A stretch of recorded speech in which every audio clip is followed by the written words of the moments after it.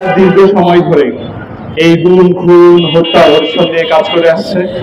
আমরা চাই যে আগামী জাতীয় নির্বাচন হওয়ার আগেই এই গুমের সঙ্গে যারা জড়িত রয়েছে, যিনি যত বড়ই কোনো ক্যাপাবলের মানুষ হোক না কেন, দ্রুত সময়ের মধ্যে তাকে আইনের আওতায় এনে শাস্তি দেওয়া উচিত। তবেই আগামীতে যারা ক্ষমতায় আসবে তারা এই গুম খুন হত্যা থেকে শিক্ষা অর্জন করবে যে এটারও বিনাশ রয়েছে। কেউ যদি গুম করে, কেউ যদি হত্যা করে, কেউ যদি খুন করে, তাহলে তাদেরও বিচার হবে। আজকের এই অধিকারের প্রোগ্রাম থেকে এতটুকু অধিকার বাস্তবায়নের অনুরোধ করছি। আগামীতে যাতে করে কেউ আর ফ্যাসিস্ট হয়ে উঠতে না পারে, আগামীতে যাতে করে কেউ আর গুম করার মতো নির্মম কোনো কাজ না করতে পারে, আগামীতে আর কেউ যাতে করে আইন এখন না তৈরি করতে পারে, সেটার জন্য যারা গুমের সঙ্গে জড়িত রয়েছে তাদের সকলকে আইনের আওতায় এনে বিচার নিশ্চিত করতে হবে। এতটুকু প্রত্যাশা করছি এবং আমি মনে করছি এই সরকার গুমের সঙ্গে যারা জড়িত রয়েছে তাদের আইনের আওতায় বিচার সাব্যস্ত করবে করে থাকেন তাদের ধারাবাহিকতায় এবং এই বর্তমান সরকারের কাছে অধিকারের সবচেয়ে বেশি বড় দাবি হচ্ছে যারা গুমের শিকার হয়েছেন এখন পর্যন্ত তাদের গুমের অপরাধকারী যারা অপরাধের সাথে জড়িত ছিল তাদেরকে দৃষ্টান্তমূলক শাস্তি, এই দাবি দীর্ঘদিন থেকে অধিকার করে যাচ্ছে। বর্তমান সরকারের কাছে সবচেয়ে বেশি দাবি হচ্ছে যে এই সরকার গুমকারীদেরকে অতি দ্রুত শাস্তির আওতায় নিয়ে আসে দৃষ্টান্তমূলক শাস্তির ব্যবস্থা করবেন, এই আশা ব্যক্ত করে আজকের এই অনুষ্ঠানটি আমার বক্তব্য শেষ হচ্ছে। আমরা অত্যন্ত দুঃখের সাথে জানাচ্ছি বাংলাদেশের ইতিহাসে গুমের যে রাষ্ট্রীয় সন্ত্রাস তা কিন্তু থেমে নেই।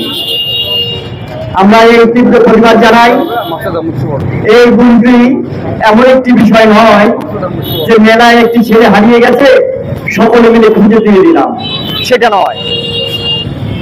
হ্যালো হ্যালো রাষ্ট্রযন্ত্রটি পরিকল্পিতভাবে যখন সেই শাসকের বিরুদ্ধে কথা বলেছে তখনই তাকে কৌশলে গুম করে ফেলা হয়েছে।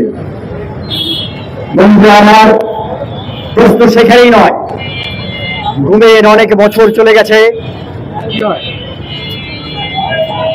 হারিয়ে গেছে। অত্যন্ত দুঃখের বিষয়, যারা আজ গুমের সাথে রয়েছে, যেই পরিবারগুলো জানে না তার পিতা, তার মাতা, তার সন্তান, তার দাদু হারিয়ে গেছে, এটা যেমন একটা যন্ত্রণা, তার সাথে যন্ত্রণা যুক্ত হয়েছে যার সম্পদ সে ব্যবহার করতে পারছে না, বিক্রি করতে পারছে না, দারিদ্রিক প্রমাণে সে জটিলতায় পড়ে গেছে, রাষ্ট্র সেখানে এগিয়ে আসেনি।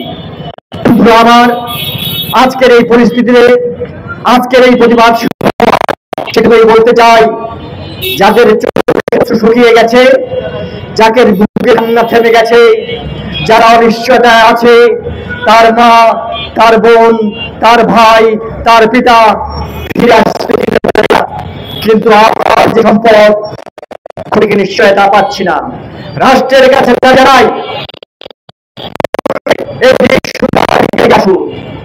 এবং যেসব গুমের লোকগুলো দেশের বাইরে আছে, আমরা জানি বাংলাদেশের পরিসংখ্যান অনুযায়ী 666 জন এখনো ধরাছোঁয়ার বাইরে আছে, তালিকাভুক্ত করেছেন আপনারা, কিন্তু উদ্ধার করে দেন নাই। তাই আমরা বলতে চাই, আমাদের স্বজনদের আমাদের ফিরিয়ে দিন, আমাদের নিরাপত্তা দিন, আমাদের সম্পত্তি বন্টনের সুযোগ করে দিন। রাষ্ট্রকে আবারও অনুরোধ জানিয়ে আমি প্রশ্ন জড়িয়ে গেছে এই গুম শিকার ব্যক্তিদের সাথে। এই পরিবারগুলো একদিকে গুমের কান্না, আরেকদিকে তথ্য জীবন যন্ত্রণা, যে আইনগত ভাবে জীবন যন্ত্রণা, তার দুঃসহ কি বলবো, যেমন যন্ত্রণা ভোগ করে চলছেন। আমরা জানি না এই পরিস্থিতির সমাধান কি। আমরা আশা করব রাষ্ট্রযন্ত্র প্রতিটি গুমের ব্যক্তির পাশে দাঁড়াবেন, তাদের পারিবারিক নিরাপত্তা দেবেন, নিশ্চয়তা দেবেন। আর সেই সাথে আমাদের বিনয়ের সাথে বলব, বিগত বছরগুলোতে যারা গুম করেছেন, লুণ্ঠন করেছেন, হত্যা করেছেন, ষড়যন্ত্র করেছেন, তাদের সবার সম্পদ আটকে দিয়ে যে মানুষের গুমের শিকার হয়েছেন তাদের কাছে বন্টন করুন। যে মানুষ চলে গেছেন, হত্যা হয়েছে, নির্যাতনের শিকার হয়েছেন, তাদের কাছে বন্টন করুন। যে পরিবারগুলো এই কাজে সহায়তা, দীর্ঘ 17 বছর ধরে মানবাধিকার সংস্থা অধিকার বাংলাদেশে যখন থেকে গুমের ঘটনা শুরু হয়েছে,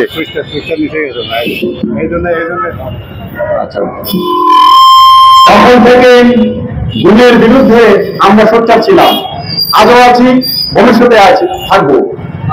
আমরা মনে করি মানবাধিকার এমন একটা বিষয় যেটার চর্চা জরুরি, যেখানে কথা বলাটা আরো বেশি জরুরি, যাতে কেউ আমাদেরকে আবার আমাদের সন্তানদের লাশের উপর দিয়ে দাঁড়াতে না হয়। আমরা জুলাই গণঅভ্যুত্থানের মাধ্যমে যে বাংলাদেশকে পেয়েছি, সেই বাংলাদেশে আবার নতুন করে গুমের সংস্কৃতি গড়ে উঠুক, এটা আমরা কখনোই চাবো না। এবং আমরা আশা করব এই অন্তর্বর্তীকালীন সরকার যা গণঅভ্যুত্থানের ফসল, যে ধরনের ষড়যন্ত্র বাংলাদেশের রাজনীতিতে সতর্ক চলছে এবং এখনো চলছে, সিন্ডিকেটেড পলিটিক্সের যে বাচ্চারা আমাদের জীবন দিয়েছে, যে বাচ্চারা তাদের ত্যাগের মাধ্যমে যে বাংলাদেশকে ফেসিবাদের ব্যবস্থা থেকে মুক্ত করেছে, তারপর সেই সুযোগের মধ্যে নিক্ষিপ্ত হোক, এটা আমরা দেখতে পারি না, এটা আমরা সহ্য করতে পারি না। সুতরাং আমরা আশা করব এই আমাদের জনগণের গণঅভ্যুত্থানের মাধ্যমে যে সরকারকে এই জনগণ ম্যান্ডেট দিয়েছে, সেই সরকার গুমের শিকার পরিবারগুলোকে ন্যায় বিচার নিশ্চিত করবে এবং গুম হওয়া যে পরিবারগুলো আছে তাদেরকে পুনর্বাসনের ব্যবস্থা করবে এবং গুমের সাথে যারা জড়িত, আমরা জানি অপহরণ এবং গুমের মধ্যে বৈশিষ্ট্যগত পার্থক্য আছে। অপহরণ যে কেউ করতে পারে, কিন্তু গুম সাধারণত রাষ্ট্রীয় মদদে হয়ে থাকে এবং এই রাষ্ট্রীয় মদত যেটা বিভিন্ন আইনশৃঙ্খলা বাহিনী কিংবা মিলিশিয়া গ্রুপ করে থাকে, যেমন নিষিদ্ধ ঘোষিত আওয়ামী লীগ, তার মিলিশিয়া গ্রুপ ছাত্রলীগ এবং তার যত ধরনের মেকানিজম আছে তাদের মাধ্যমে গুম করত। এই গুমের সাথে জড়িত ব্যক্তিদেরকে অবিলম্বে বিচারে কাঠগড়ায় দাঁড় করাতে হবে এবং এটা অবশ্যই দ্রুত করতে হবে। আমরা এই আশাবাদ ব্যক্ত করছি এবং আন্তর্জাতিক অপরাধ ট্রাইব্যুনাল যেটা জাতিসংঘ তার